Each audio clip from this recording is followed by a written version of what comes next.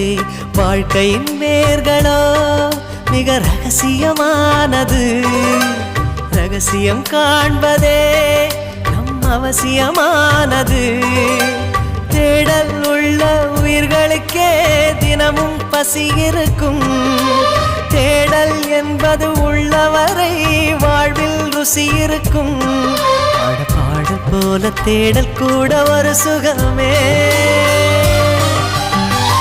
இசை பாடி வரும் இளம் காற்றுக்கு உருவமில்லை. காற்றலை இல்லை என்றால் ஒரு பாட்டொலி கேட்பதில்லை. ஒரு காலம் வருகையில் உள்ளம் கொள்ளை போகுதே.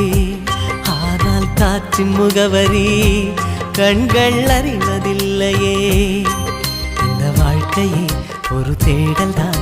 அதை தேடி தேடி தேடும் மனது தொலைகிறதே.